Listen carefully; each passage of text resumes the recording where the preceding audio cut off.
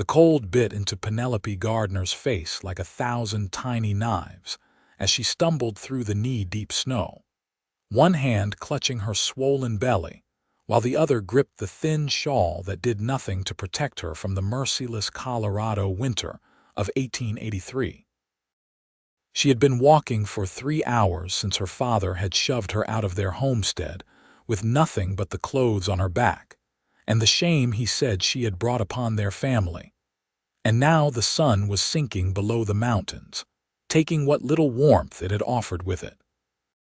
Her feet were numb inside her worn boots, and she could no longer feel her fingers, but she kept moving because stopping meant dying. And despite everything, she wanted this baby to live. The landscape stretched endlessly before her, white and desolate, with only the dark shapes of pine trees breaking up the monotony.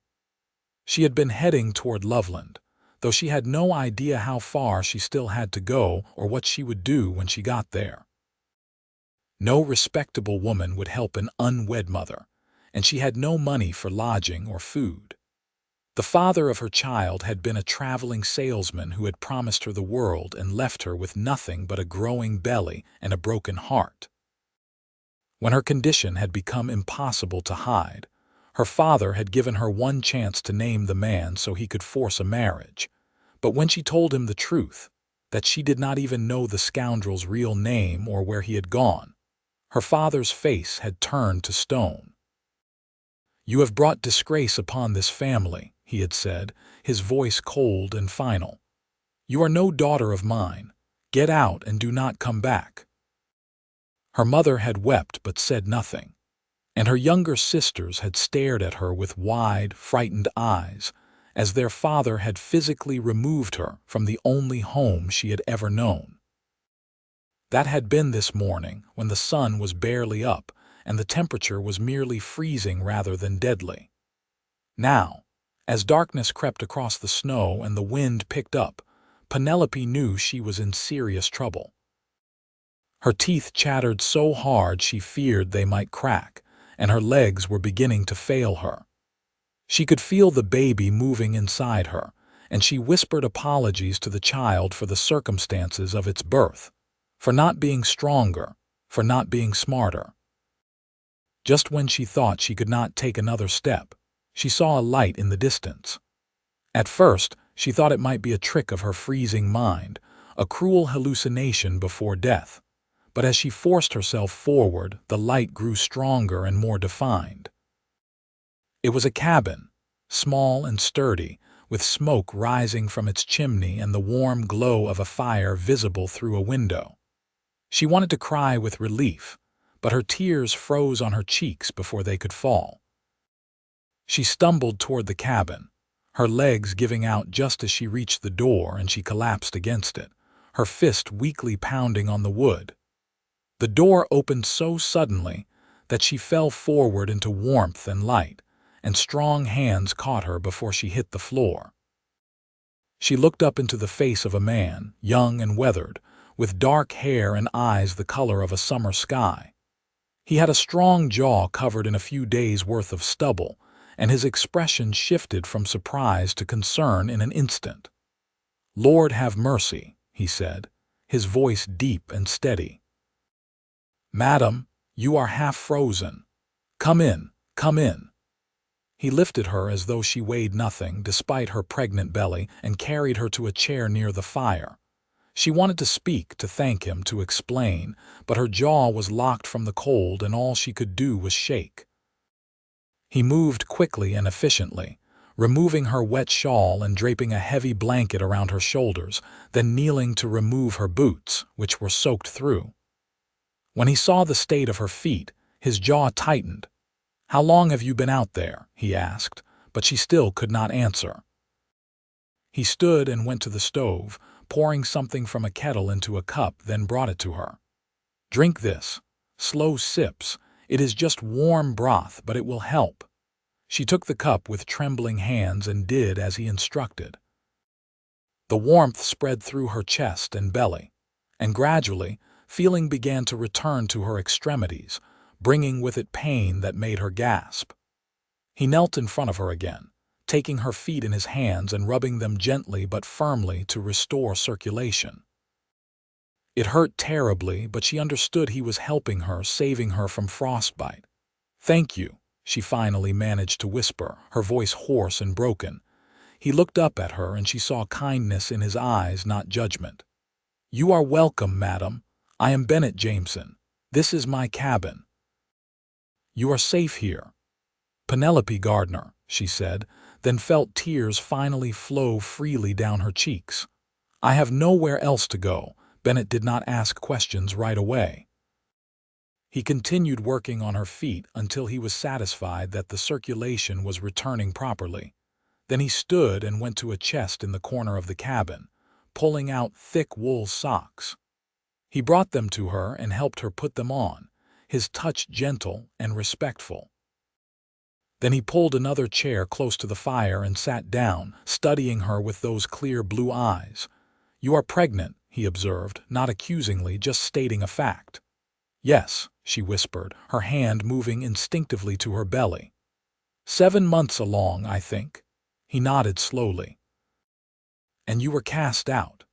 It was not a question, and the understanding in his voice made her cry harder. She nodded, unable to speak past the lump in her throat. He reached over and patted her hand awkwardly, clearly uncomfortable with her tears but wanting to offer comfort. "You are safe here," he repeated. "No one will harm you, and I will not turn you out into that cold. You will stay here until you are well and the weather clears." "I have no money," she said desperately. "I cannot pay you for your kindness." "I did not ask for payment," Bennett said firmly. "What kind of man would I be if I threw a pregnant woman out into a blizzard?" She looked at him then, really looked at him, and saw a good man, maybe 25 or 26 years old, living alone in this cabin for reasons she did not yet know. He wore simple clothing, a worn shirt and pants, but everything was clean and the cabin was tidy. There was a bed in one corner, a table with 2 chairs, the stove, and not much else, but it was warm and dry and safe. "Thank you," she said again, because she did not know what else to say. "I will not be a burden long. Once the weather clears, I will find somewhere to go." Bennett looked at her with something like pity but also respect. "Where will you go? Back to your family?" "No," she said quickly, firmly.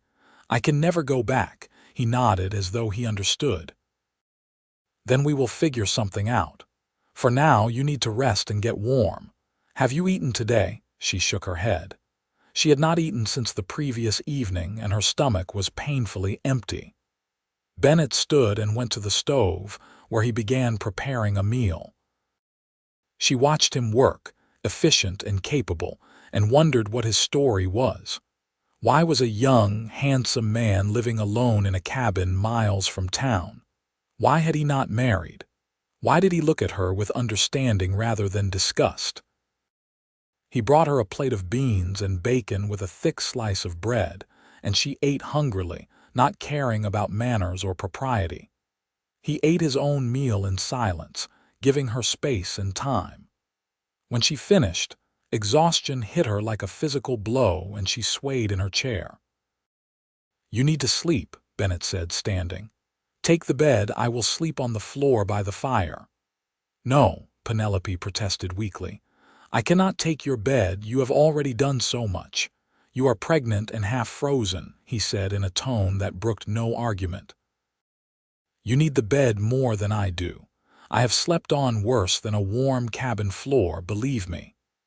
She did not have the strength to argue further. He helped her to the bed, which was narrow but had thick blankets and a real pillow. She sank into it gratefully, and he covered her with even more blankets until she felt cocooned in warmth. Within moments, she was asleep. She woke several times during the night, disoriented and frightened until she remembered where she was. Each time, she could hear Bennett's steady breathing from his place by the fire, and it comforted her. This stranger had shown her more kindness in a few hours than her own father had in her entire life. When morning light finally filtered through the window, she sat up slowly, feeling stiff and sore but warm and alive. Bennett was already awake, stoking the fire and preparing breakfast. "Good morning," he said when he saw her stirring. "How do you feel?" "Better," she said honestly. "Sore but better. Thank you again for taking me in." "You do not need to keep thanking me," he said with a slight smile. "It is what anyone with a conscience would do." But Penelope knew that was not true. Many people would have turned her away, especially in her condition. Unwed mothers were pariahs, shameful creatures to be hidden or expelled.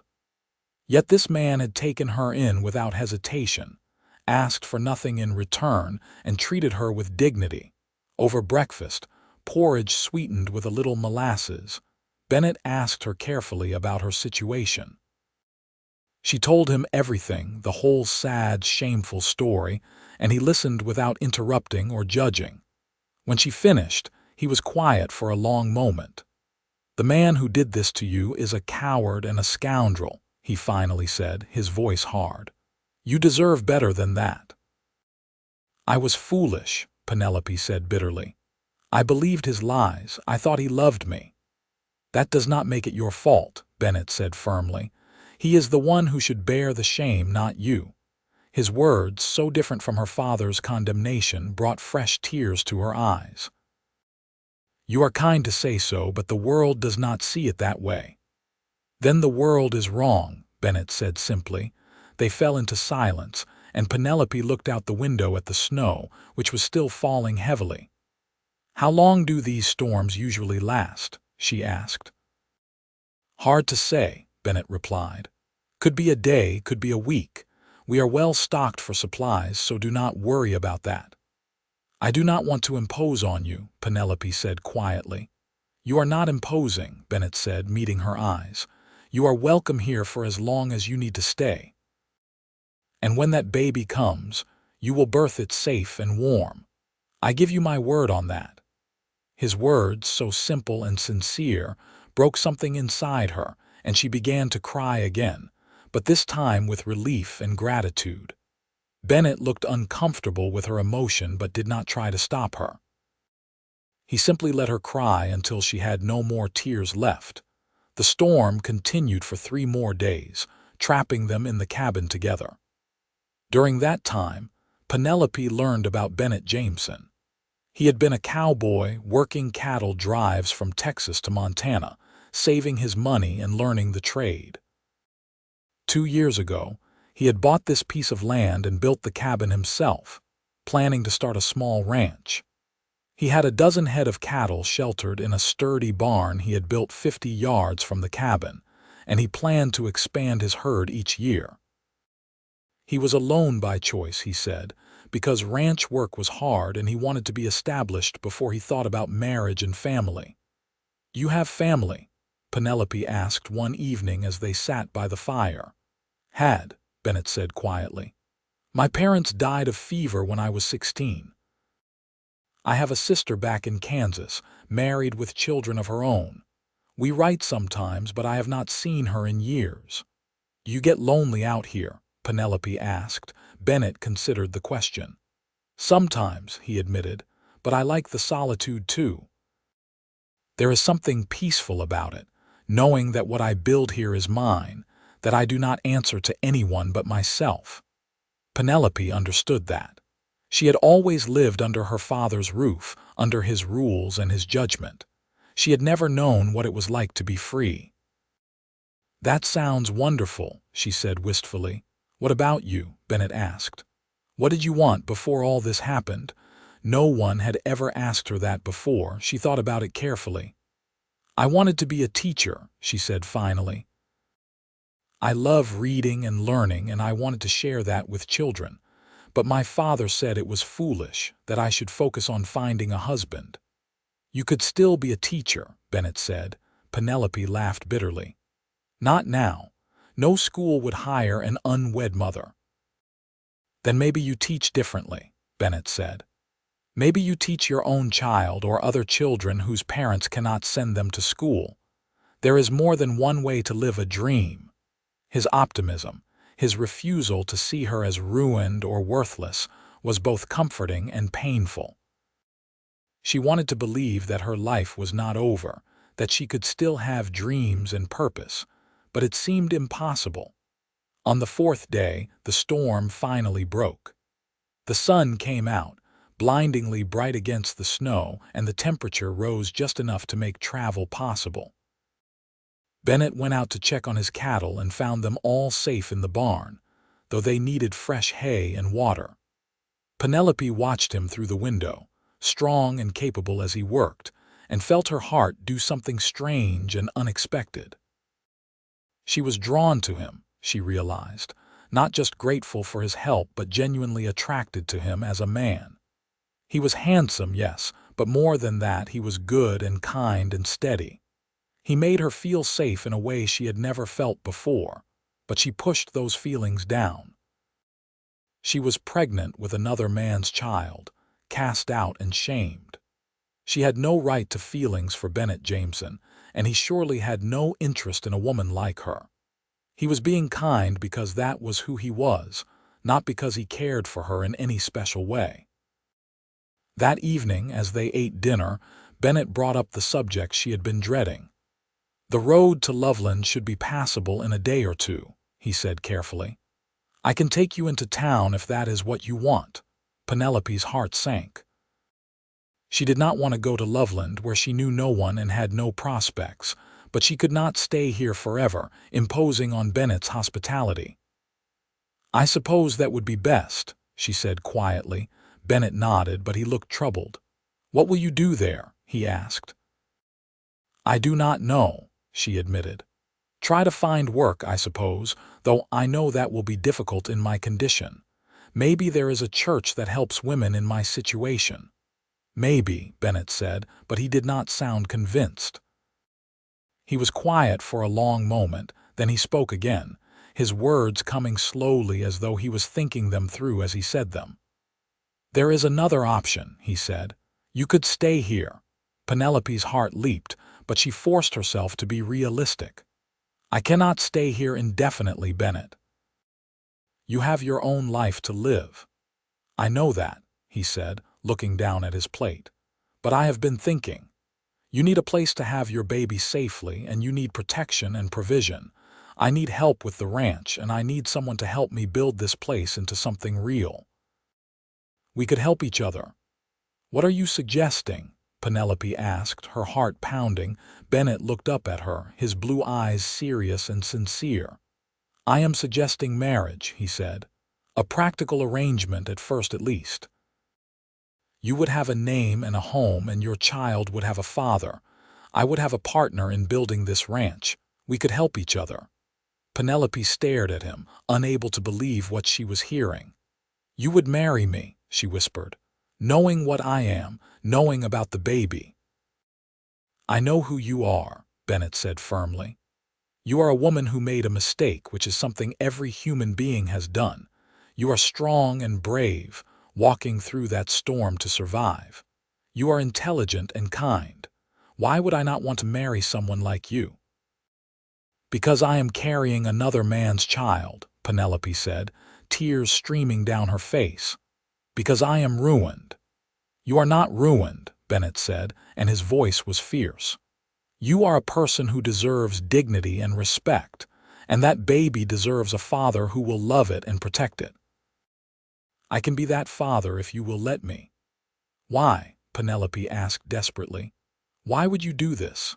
Bennett was quiet for a moment, and when he spoke, his voice was soft. "Because I know what it is like to be alone and scared. When my parents died, my sister and I had nothing.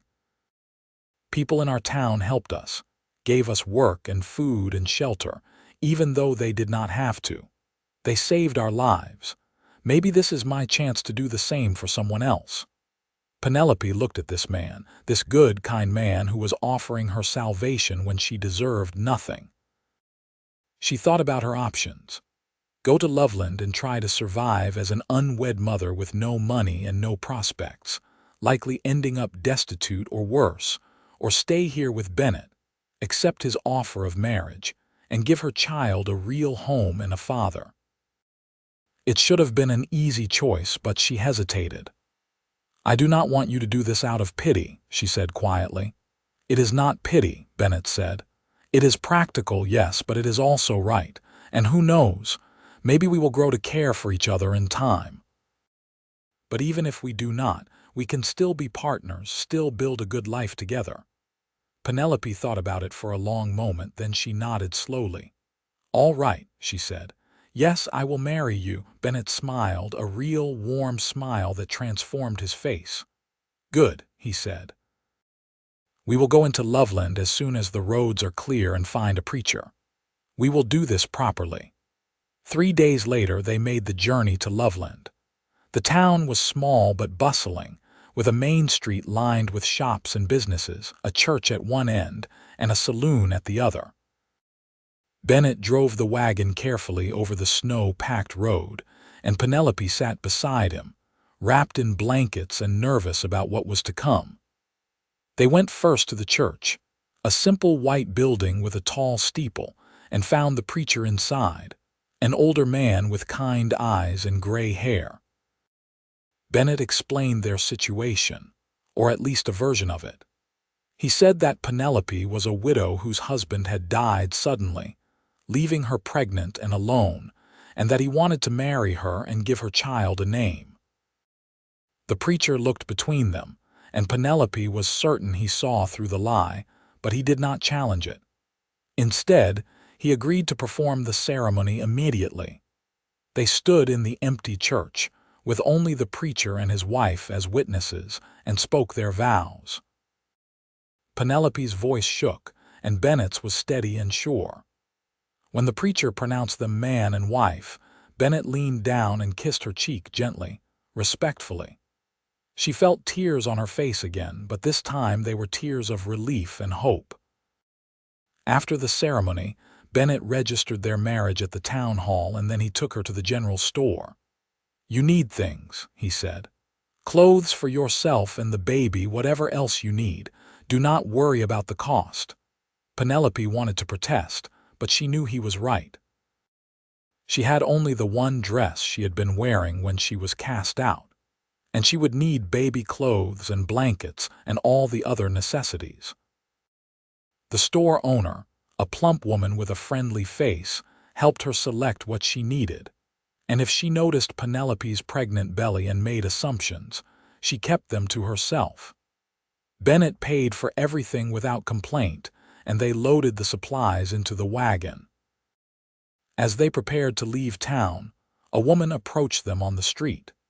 She was young, perhaps Penelope's age, with blonde hair and a pretty face, but her expression was cold and calculating. She looked at Penelope with obvious disdain, then turned her attention to Bennett. "Bennett Jameson," she said, her voice sweet but with an edge to it. "I heard you were in town. I did not expect to see you with a wife." "Hello, Clara," Bennett said, his tone neutral. "This is my wife, Penelope.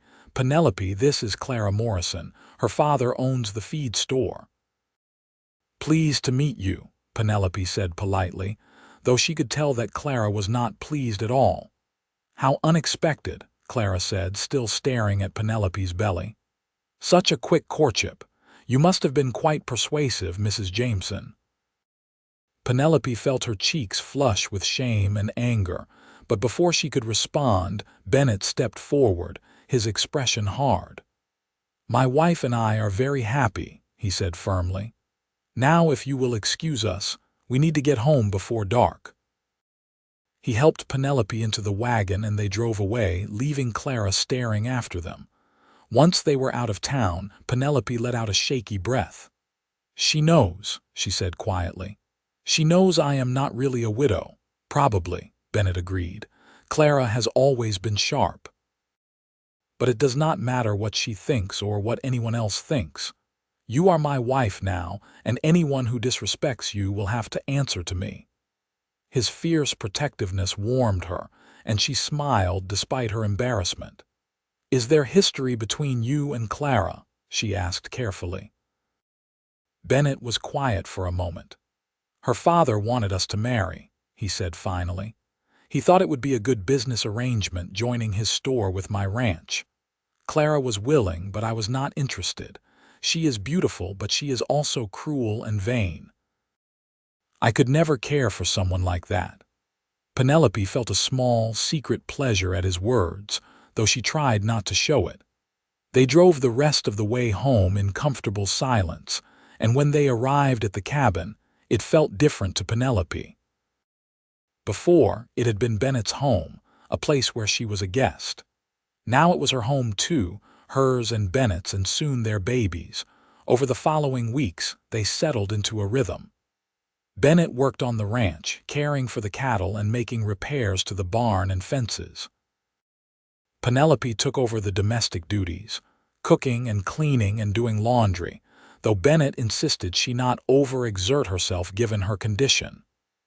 In the evenings, they would sit by the fire and talk, learning about each other in small increments. Bennett taught her about ranching, about reading the weather and the land, about caring for livestock.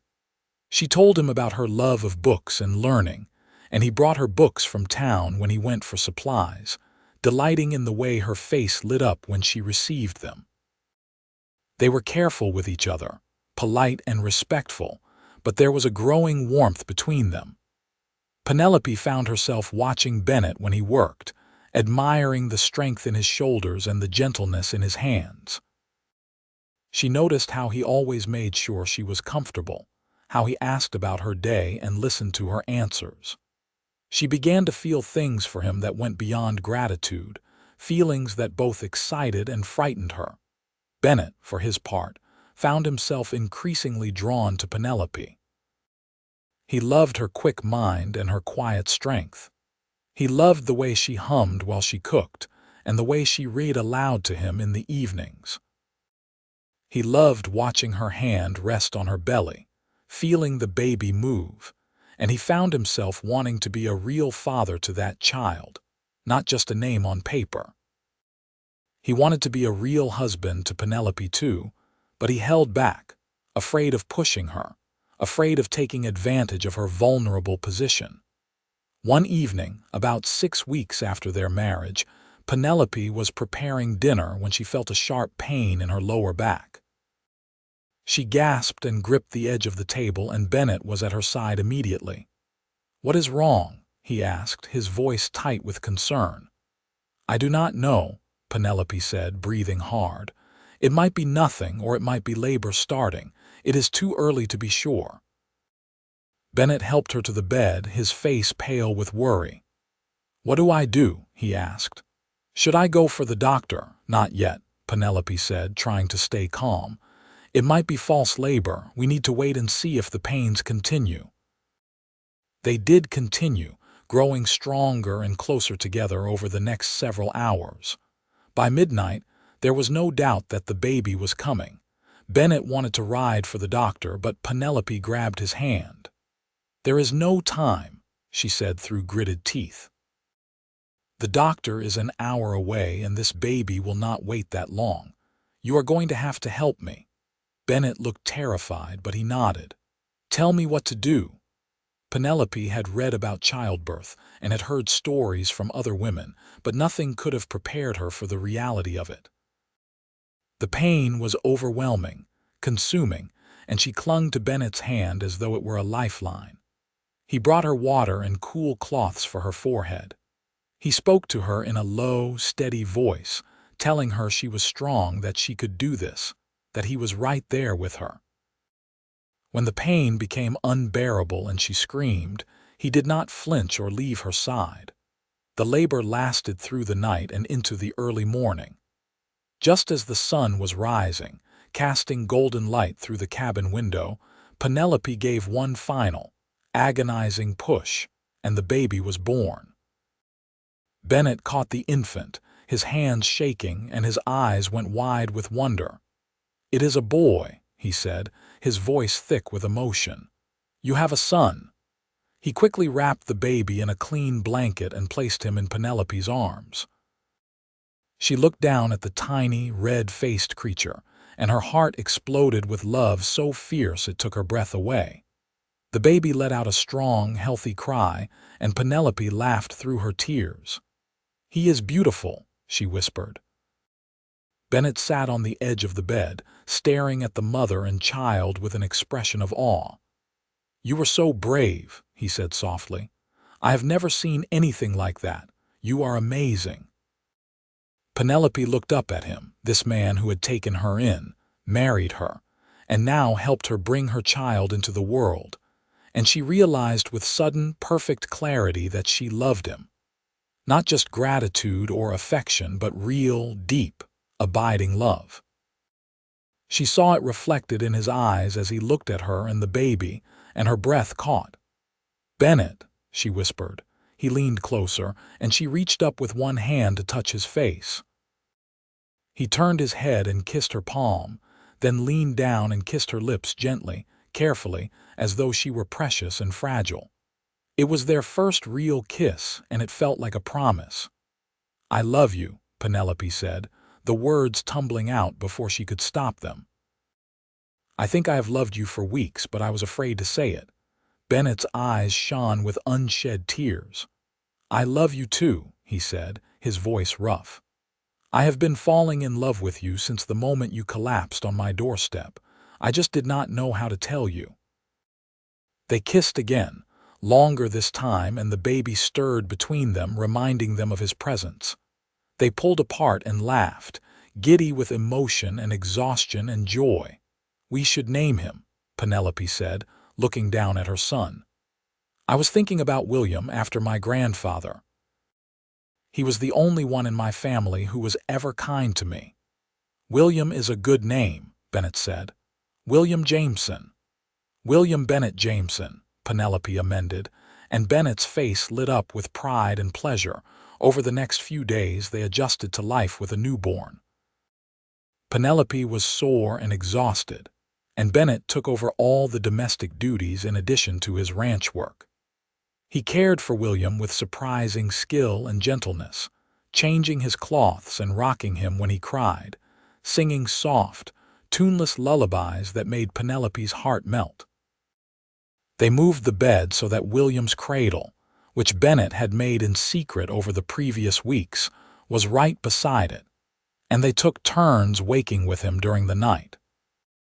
One evening, about a week after William's birth, Bennett came in from the barn to find Penelope sitting in the rocking chair by the fire, nursing William and reading from one of the books he had brought her. The scene was so domestic and perfect that he stopped in the doorway just to look at it, to memorize it. Penelope looked up and smiled. "You are staring." "I am admiring," Bennett corrected, coming over to kiss the top of her head. "My beautiful wife and my son." "Your son," Penelope repeated softly. "You really think of him that way?" "I do," Bennett said firmly. "He is mine in every way that matters. I do not care who fathered him. I am the one who will raise him and love him and teach him to be a good man." Penelope reached up and took his hand. "I love you so much," she said. "Sometimes I cannot believe this is real, that I get to have this life with you." "Believe it," Bennett said, squeezing her hand. "This is real, and it is forever." As spring arrived and the snow melted, revealing green grass and wildflowers, Bennett and Penelope worked together to expand the ranch. She helped him with the cattle when she could, and she started a vegetable garden near the cabin.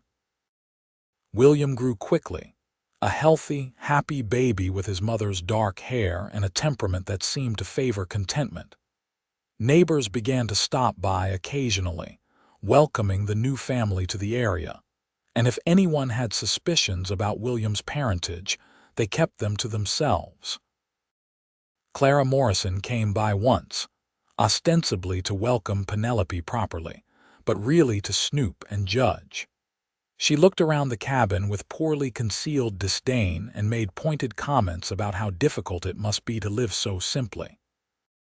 Penelope smiled politely and offered her tea, but when Clara made a comment about how large William was for a supposedly premature baby, Penelope's smile turned cold. "My son is healthy and strong, thank the Lord," she said firmly. "I would think any Christian woman would celebrate that rather than question it." Clara flushed and left shortly after, and Bennett laughed when Penelope told him about it later. "You are fierce when you need to be," he said with approval. "I like that." As summer turned to fall, their love deepened and grew. They were no longer just partners in a practical arrangement, but true husband and wife in every sense. They laughed together and worked together and planned their future together. Bennett talked about expanding the herd and building a bigger house, and Penelope talked about maybe teaching children in the area when William was older.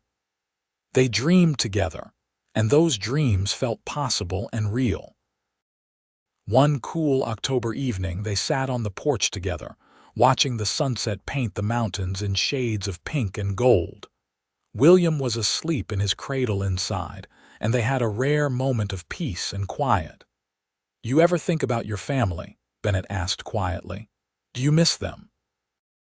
Penelope considered the question. "I miss my mother and my sisters sometimes," she admitted. "But I do not miss my father, and I do not regret leaving. I have a better family now." Bennett pulled her close and kissed her temple. "I want to give you more," he said. "I want to build you a house with real rooms and a porch that wraps around the whole thing. I want to give you security and comfort and everything you deserve." "You have already given me everything I need," Penelope said, looking up at him. "You gave me safety when I had none. You gave me love when I thought I was unlovable. You gave my son a father and a name. What more could I possibly need?" "More children," Bennett said with a smile. "Brothers and sisters for William. A house full of noise and laughter." Penelope laughed. "You want more children?" "Even though you were terrified when William was born." "I was terrified," Bennett admitted, "but I would do it again in a heartbeat. You are strong enough to do anything, and I want to build a real family with you." "I want that too," Penelope said softly. "I want to fill this ranch with children and love and life." They sealed that promise with a kiss, deep and full of passion and commitment. The future stretched out before them, full of possibility and hope. The next spring, Penelope discovered she was pregnant again. This time, there was no fear or shame, only joy and excitement. Bennett was over the moon, fussing over her even more than he had when she was carrying William, insisting she rest and take care of herself. She laughed at his worry but secretly loved it. William was walking now, toddling around the cabin and the yard with that peculiar baby determination, and Bennett doted on him. He taught the boy to feed the chickens and pet the cattle gently, and William followed his father everywhere, chattering in his baby language. Watching them together made Penelope's heart swell with happiness. In late summer, their second child was born, another boy whom they named Thomas. The birth was easier than William's, and this time the doctor was present, having been summoned well in advance. Thomas was smaller than William had been, with light hair and Bennett's blue eyes, and from the beginning, people commented on how much he looked like his father. Bennett would just smile and say nothing, and Penelope loved him even more for it. With two young children, life became busier and more chaotic, but also more joyful. The cabin that had once seemed adequate now felt cramped, and true to his word, Bennett began planning and building a larger house. He hired help from town, and over the course of a year, a beautiful two-story house rose from the ground, with 4 bedrooms, a real kitchen, and the wraparound porch he had promised. When they moved into the new house, Penelope stood in the middle of the parlor and cried happy tears. Bennett wrapped his arms around her from behind and rested his chin on her shoulder. "This is our home," he said. "Yours and mine and our boys. This is where we will raise our family and grow old together." "It is perfect," Penelope whispered. "Everything is perfect," and it was. The ranch prospered, and Bennett became known in the area as a fair and honest rancher.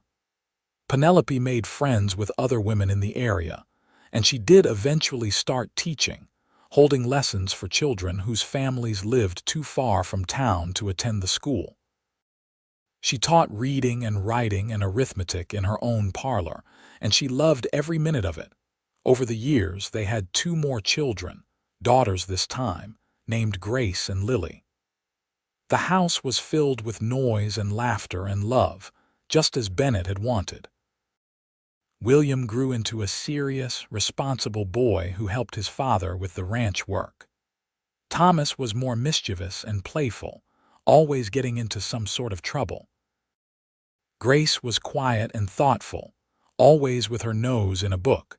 And Lily was bold and fearless, climbing trees and catching frogs with her brothers. On William's 10th birthday, Penelope found him sitting on the porch steps, looking thoughtful.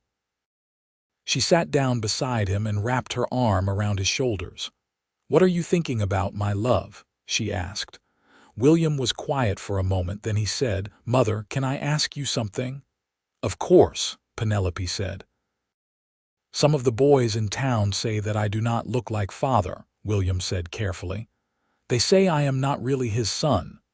Penelope's heart clenched, but she kept her voice steady. "What do you think?" she asked. William looked up at her with his serious dark eyes. "I think that father is my father," he said firmly. "I think that the man who raises you and loves you and teaches you is your real father, no matter what." Penelope pulled him close and kissed the top of his head, tears streaming down her face. "You are absolutely right," she said. "And your father loves you more than anything in this world.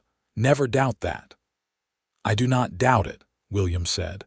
"I just wanted to tell you that I know, and it does not matter to me." When Penelope told Bennett about the conversation later that night, he was quiet for a long time. Then he said, "I should talk to him." He found William in the barn helping to feed the horses, and he sat down beside him on a hay bale. "Your mother told me what you said today," he began. William looked worried. "Are you angry?" "No," Bennett said firmly. "I am proud of you. You are smart and thoughtful, and you understand what really matters. But I want to tell you something, son. I want you to hear it from me." He took a deep breath and continued. "You are right that I am not your blood father. Your mother was carrying you when we met, and another man fathered you. But from the moment I saw you, from the moment I held you in my arms, you were mine. I chose to be your father, and I have never regretted that choice for a single second. You are my son in every way that counts, and I love you just as much as I love Thomas and Grace and Lily. Do you understand?" William nodded, his eyes shining. "I understand," he said. "And I am glad you are my father. I would not want anyone else." Bennett pulled him into a tight hug, and they stayed that way for a long moment. When they finally pulled apart, Bennett said, "If anyone ever gives you trouble about this, you come to me. I will not have anyone disrespecting you or your mother." "Yes, sir," William said, and they went back to work, the bond between them stronger than ever. Years passed, and the children grew. William became a skilled rancher, working alongside his father and eventually taking over more and more of the daily operations. Thomas decided he wanted to be a veterinarian and went away to study, though he came home often to visit. Grace married a kind schoolteacher and settled nearby, and Lily shocked everyone by announcing she wanted to be a doctor and moved to Denver to pursue her education. Bennett and Penelope grew older together, their love deepening with each passing year. They had built something real and lasting, a family and a legacy that would continue long after they were gone. On their 20th wedding anniversary, Bennett took Penelope back to the original cabin, which they had kept and maintained over the years. They stood in the doorway, looking at the small space where their life together had begun, and Bennett took her hand. "Do you remember the day you arrived?" he asked. "Frozen and frightened and alone." "I remember," Penelope said softly. "I thought I was going to die. And then you opened the door and saved me." "You saved me too," Bennett said, turning to face her. "I was alone out here, building something but not knowing why, not knowing what it was all for. And then you came and suddenly everything made sense. You gave me purpose and love and family. You gave me everything. Penelope reached up and cupped his face in her hands. We saved each other, she said. And we built something beautiful together. We did, Bennett agreed, and he kissed her the way he had on the day William was born, with tenderness and promise and forever. They walked back to the big house hand in hand, past the barn and the cattle and the gardens, past all the evidence of the life they had built together. Their grandchildren were visiting, and the house was full of noise and chaos and joy. William's 3 children were chasing Thomas's 2 around the yard, and Grace's baby was crying upstairs. Lily had sent a telegram saying she would be home for Christmas, and everyone was excited. As they stepped onto the porch, Penelope paused and looked back at the land spread out before them, golden in the late afternoon sun.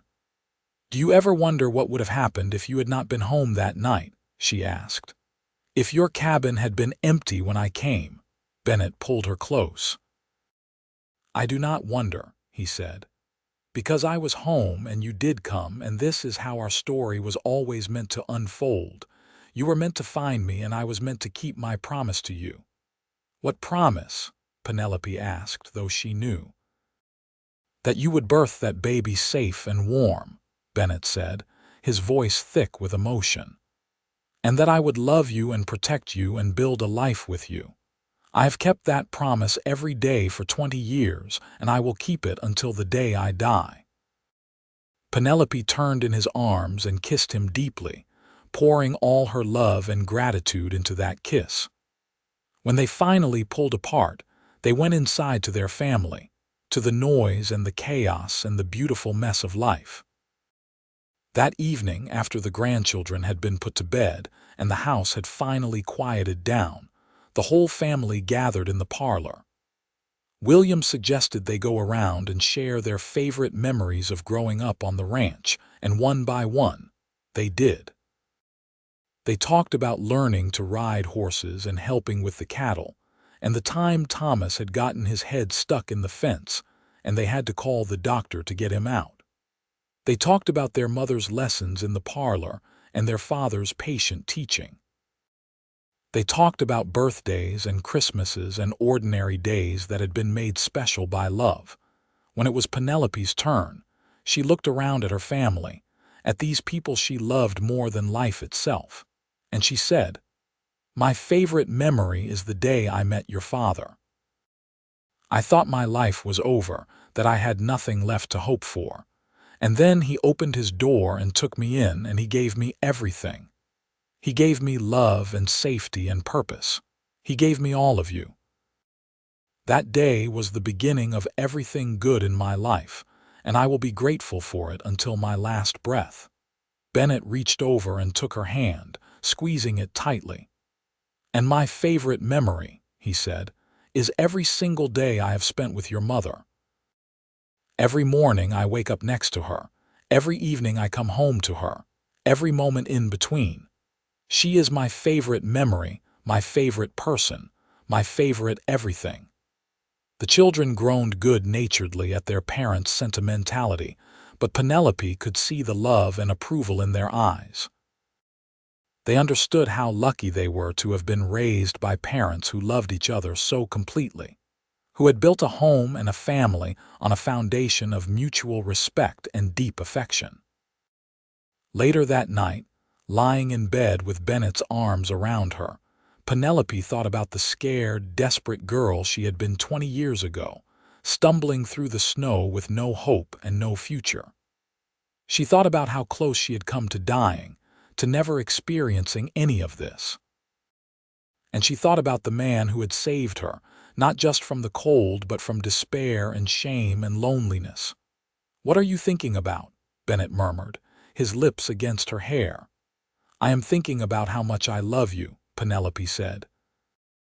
"And how grateful I am for every moment of our life together." "I love you too," Bennett said, "more than I can ever say." They fell asleep that way, wrapped in each other's arms, surrounded by the life they had built together. And in the morning, they would wake up and do it all again, because that was what love was.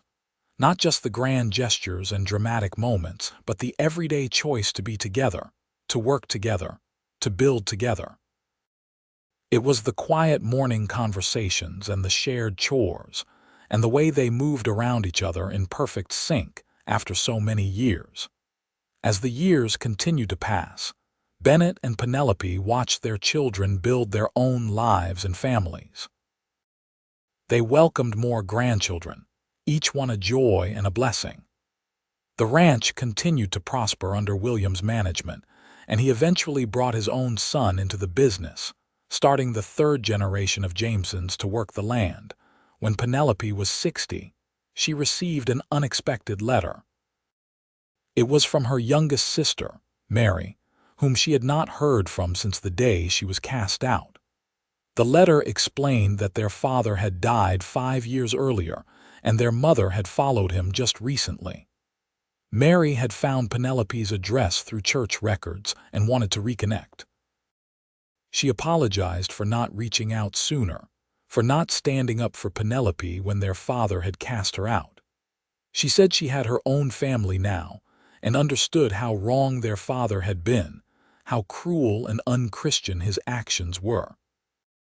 Penelope read the letter several times, feeling a complicated mix of emotions.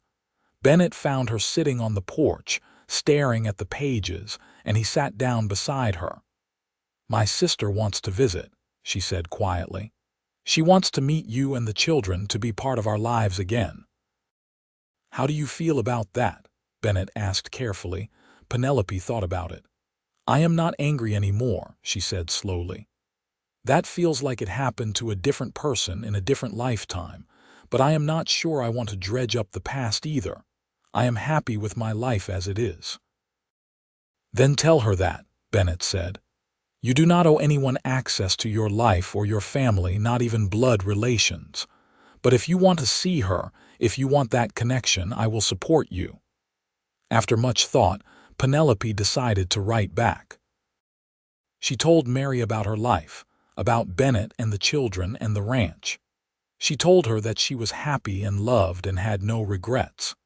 She said that Mary was welcome to visit if she wanted, but that Penelope would not discuss or revisit their father's actions.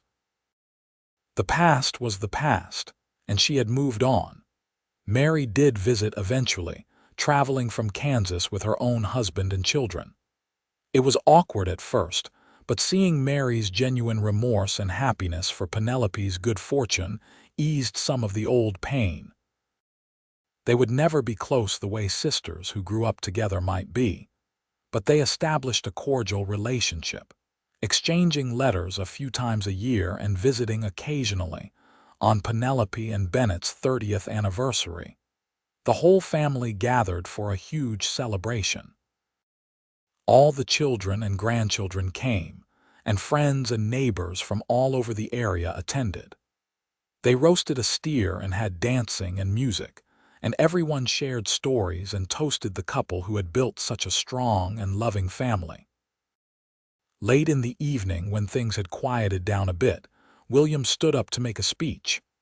"I want to say something about my parents," he began, and the crowd quieted to listen. "Everyone here knows their story or thinks they do, but I want to tell you what I know as their son. I know that my father is the bravest, kindest, most honorable man I have ever met. He took in a stranger in need and made her his wife. He raised another man's child as his own and never once made me feel less than. He built this ranch with his own 2 hands and taught me everything I know about being a man. And my mother is the strongest, most loving person I have ever known. She survived things that would have broken most people, and she came through it with grace and dignity. She raised 4 children, taught dozens more, and created a home filled with love and laughter. Together, they have shown us all what real love looks like. Not the easy kind, but the kind that works and fights and chooses each other every single day." We are all blessed to be part of this family, and it is all because of them."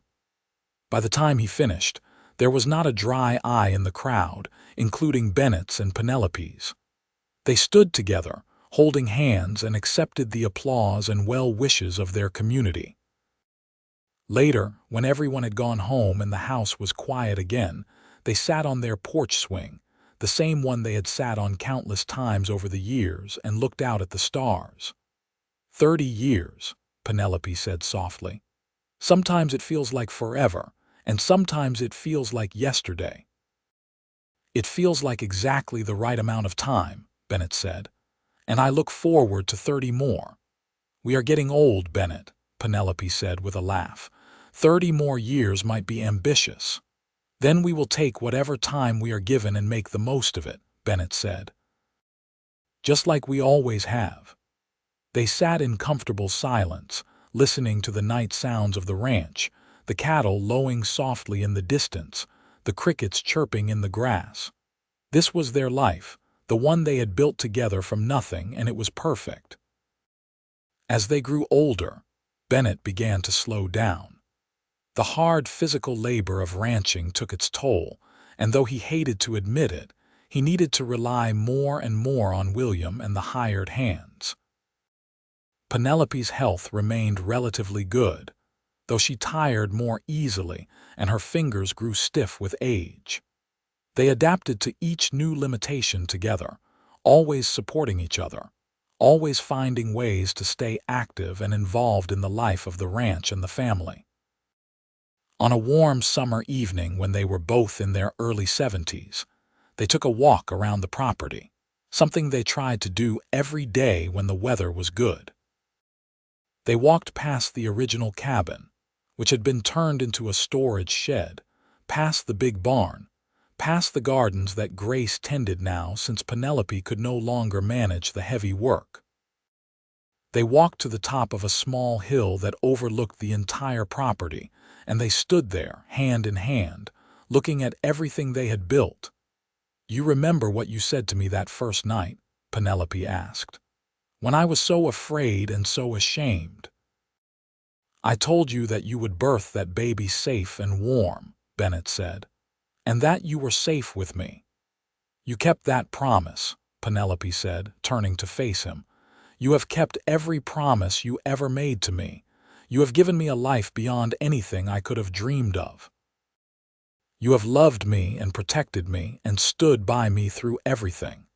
I need you to know how grateful I am, how much I love you, how much every moment with you has meant." Bennett cupped her face in his weathered hands. "And you need to know that you saved my life just as surely as I saved yours. You gave me purpose and love and family. You made my life mean something. I have loved you from the moment I saw you, and I will love you until my last breath and beyond." They kissed there on that hill, with the sunset painting the sky in brilliant colors, and the land they loved spread out before them. It was a perfect moment, the kind that people remember forever. The years that followed were peaceful and happy. They watched more grandchildren be born and grow. They celebrated anniversaries and birthdays and holidays surrounded by the ever-expanding family. They dealt with the inevitable sorrows of life too, the death of friends and neighbors, the occasional hardship or setback, but they faced everything together, their love a constant source of strength. When Bennett was 76, he fell ill with pneumonia during a particularly harsh winter. The doctor came and did what he could, but everyone knew it was serious. Penelope refused to leave his side, sleeping in a chair by the bed, holding his hand through the fever and the chills. The children gathered, all of them coming home to be with their father.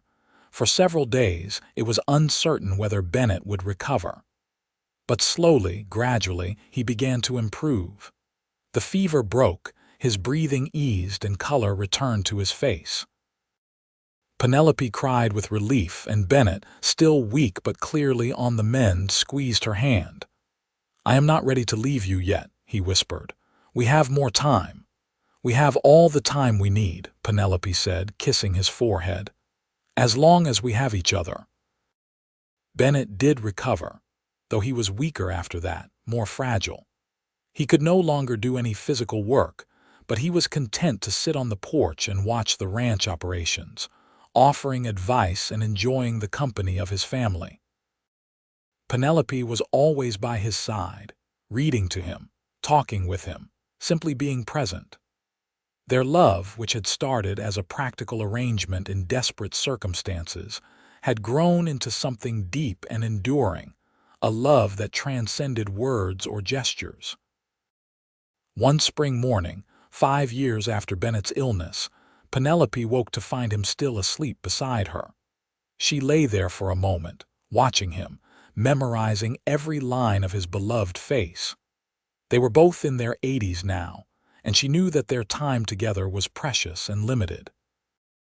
She thought about that frightened girl who had stumbled through the snow so many years ago, never imagining she could find such happiness, such love.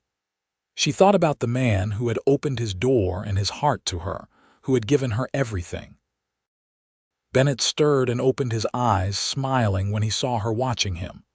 "Good morning, my love," he said, his voice rough with sleep. "Good morning," Penelope said, leaning over to kiss him. "How did you sleep?"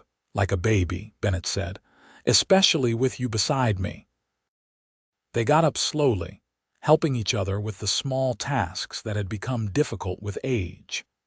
They made breakfast together, moving around the kitchen in the comfortable rhythm of decades of partnership. They ate on the porch, watching the sun rise over the mountains, painting the snow-capped peaks in shades of pink and gold. "It is beautiful, is it not?" Penelope said softly. "It is," Bennett agreed. "But not as beautiful as you," Penelope laughed. "You always were a charmer." "I am only speaking the truth," Bennett said. "You are as beautiful to me now as you were the day I met you, more so because I know you now. I know your heart and your mind and your soul, and they are all beautiful." "I love you, Bennett Jameson," Penelope said, taking his hand. "I have loved you for more than 50 years, and I will love you for eternity." "And I love you, Penelope Jameson," Bennett said. "You are my heart, my home, my everything." They sat there together, holding hands and watching the day begin, and Penelope felt a profound sense of peace and contentment. Whatever time they had left, they would spend it together, and that was all that mattered. The family continued to grow and thrive. William's eldest son took over more and more of the ranch operations, preparing to become the third generation to run the Jameson Ranch. Thomas had a successful veterinary practice in Loveland and was training his own son to take over eventually. Grace's children were all grown with families of their own, and Lily, who had become a well-respected doctor in Denver, finally married at 45 to a fellow physician and had adopted 2 children. On Bennett and Penelope's 55th wedding anniversary, the entire family gathered once again. There were now great-grandchildren running around, and the big house was bursting with life and noise and joy. Bennett and Penelope sat in the parlor, surrounded by their descendants, and marveled at what they had created together. That evening, after the party had wound down and most people had gone to bed, Penelope and Bennett sat on their porch swing one last time.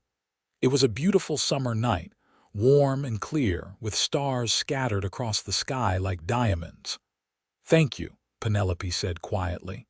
"For what?" Bennett asked. "For everything," Penelope said. "For saving me, for loving me, for giving me this life, for being the best husband and father anyone could ask for 55 years of happiness." "Thank you," Bennett said right back, "for letting me save you, for loving me in return, for giving me purpose and family, for being my partner in everything, for 55 years of joy." They sat there in comfortable silence, and Penelope rested her head on Bennett's shoulder. She felt his arm come around her, holding her close, and she closed her eyes, content and at peace. This was love, she thought. Not the passionate whirlwind of young romance, though they had had that too, but this quiet, steady, enduring love that had survived decades and challenges and changes. This love that had built a family and a legacy. This love that would last beyond death itself. "Do you remember that winter night?" she asked softly. "When I came to your door." "I remember," Bennett said. "You were the most beautiful thing I had ever seen, even frozen and frightened." "You told me I would birth that baby safe and warm," Penelope said, "and you kept that promise." "I did," Bennett agreed, "and I would do it all again every single moment." "So would I," Penelope said. "I would choose you every time, in every life, in every circumstance." "And I would choose you," Bennett said, kissing the top of her head, "always and forever." They stayed that way until the stars began to fade and the sky lightened with the approaching dawn. Then they went inside together, to the bed they had shared for 55 years, and they lay down side by side, holding hands as they drifted off to sleep. Bennett passed away peacefully in his sleep 2 years later at the age of 88. Penelope woke to find him gone, and though she grieved deeply, she also felt grateful. They had had 57 years together, more than most people could ever hope for. He had lived long enough to see his great-great-grandchildren born, to know that his legacy would continue. And he had died peacefully in his own bed with her beside him. It was a good death, the kind everyone hoped for. The funeral was enormous, with people coming from all over Colorado to pay their respects. Bennett had been respected and loved in the community, known for his fairness and his kindness. Person after person told Penelope stories about how Bennett had helped them, advised them, supported them. She listened to them all, proud of the man her husband had been, grateful that others had seen his goodness too. After the funeral, as the family gathered at the ranch, William pulled his mother aside. "What will you do now?" he asked gently. "Will you stay here?" "Of course I will stay," Penelope said firmly. "This is my home. Your father and I built it together, and I will stay here until it is my time to join him." And she did. Penelope lived another 5 years, surrounded by her family, still teaching the occasional child who came for lessons, still tending a small section of garden, still walking the property she had come to love so deeply. She missed Bennett every single day, but she did not feel alone. She felt his presence everywhere, in the house they had built, in the land they had worked, in the faces of their children and grandchildren. She spent those years writing down the story of her life, of how a desperate pregnant woman had been cast out into winter, and how a cowboy had promised she would birth her baby safe and warm. She wrote about how that promise had led to a love story for the ages, a marriage that had lasted 57 years and produced 4 children, 16 grandchildren, 32 great-grandchildren, and at the time of her writing, 7 great-great-grandchildren. She wrote so that future generations would know where they came from, would understand the love and sacrifice that had built the family. On a cold winter morning, 57 years almost to the day after she had first stumbled through the snow to Bennett's door, Penelope passed away peacefully in her sleep. She was 92 years old, and she died with a smile on her face, her last thoughts of Bennett and the life they had shared. Her funeral was as large as Bennett's had been, with 4 generations of family present and friends and neighbors from all over the state. They buried her next to Bennett on a hill overlooking the ranch, and on their shared headstone were the words, "Bennett and Penelope Jameson." He promised she would birth her baby safe and warm. Together they built a legacy of love. Years later, their great-great-grandson, doing a school project on family history, read the memoir Penelope had written. He was amazed by the story, by the circumstances of their meeting and the love that had grown from such desperate beginnings. He shared it with his class, and his teacher was so moved that she arranged for it to be published as a local history document.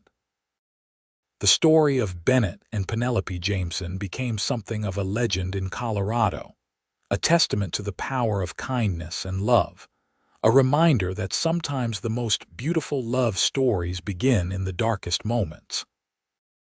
Young couples getting married would go to visit their graves, touching the headstone for luck, hoping that their own marriages would be blessed with even a fraction of the love the Jamesons had shared.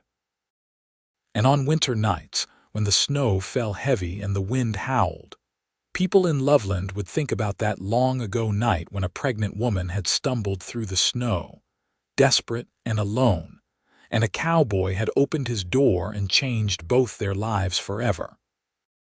They would think about how one act of kindness had led to generations of love and family.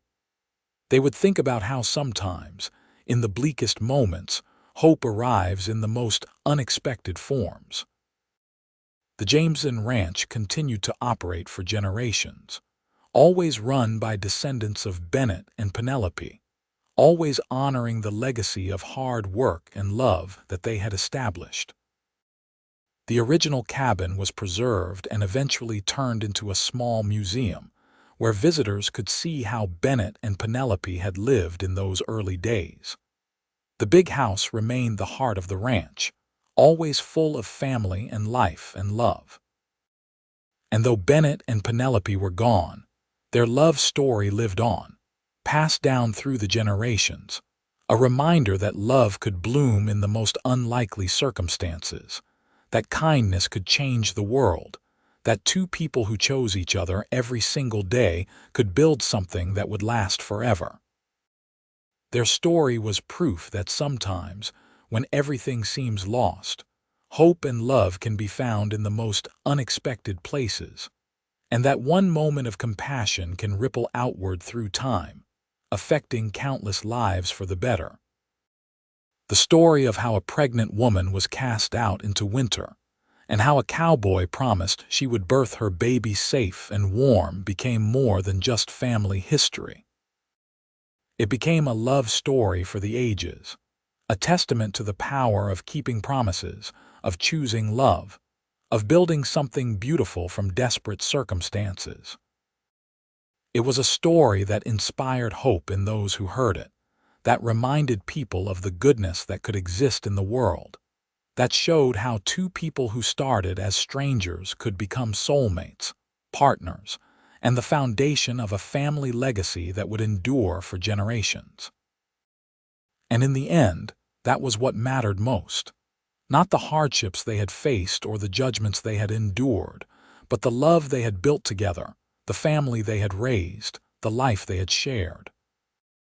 Bennett and Penelope Jameson had taken a moment of desperation and turned it into a lifetime of love, and in doing so, they had created something that would last forever. Their love story proved that sometimes the greatest loves begin in the darkest moments, and that when two people commit to choosing each other every single day, they can overcome anything and build something truly beautiful and enduring.